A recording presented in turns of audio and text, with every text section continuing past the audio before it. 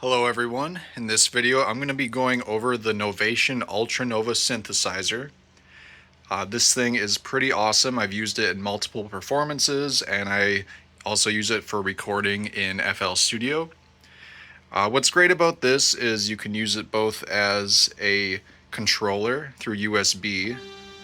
So you can see I'm using it right now with some FL Studio sounds. And it can also serve as a standalone synthesizer, which you can see here. I have it going into my mixer right there with the cable here. So here's the USB going to my computer. Here is my cable going into the mixer.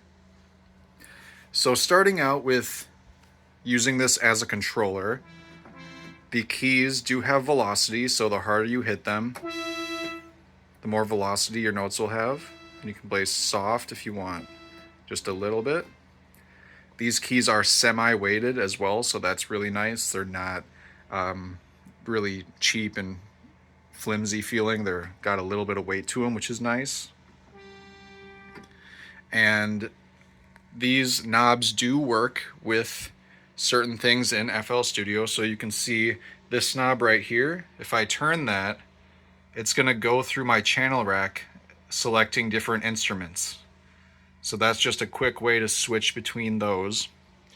The pitch knob is also functional here.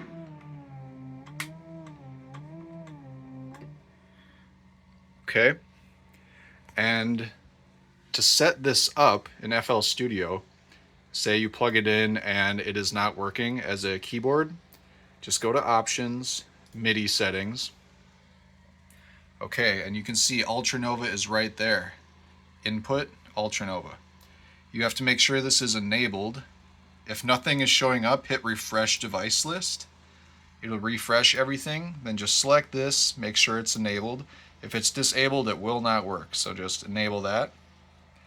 And here you can turn off the velocity if you want, and release as well. So if you don't want it to have velocity or release, you can turn those off. But that is how to set up the keyboard in FL Studio. Now I'm going to go over how to use the actual synthesizer. So since I have it plugged into my mixer and my mixer isn't going through the Focusrite, I'm going to go to my FL Studio, make sure my audio settings are set to the Focusrite. Okay, that's good. And I'm going to come over here to my input and choose input 1 because that is the input I'm using on the Focusrite from the mixer. Okay. Now, if I try playing something, let's make sure I'm on a patch here. And make sure that I got the volume turned up. Okay. And there we go. So I got Stringy Machine coming through right there, and you can see it coming through on the mixer now.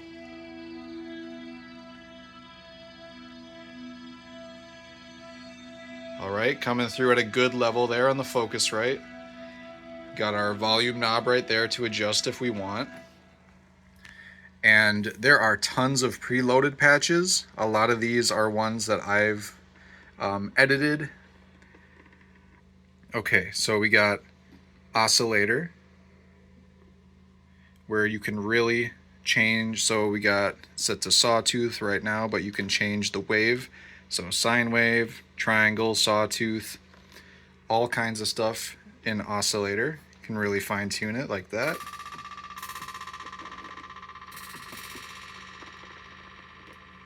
Envelope, so we have attack, decline, sustain, release, velocity, all kinds of stuff there. You can adjust the levels here. Noise level, pre-effects, post-effects level, LFO, so the rate, L1 sync, wave, phase, slew, sync, all kinds of options in there. Modulation, so you can go through different presets here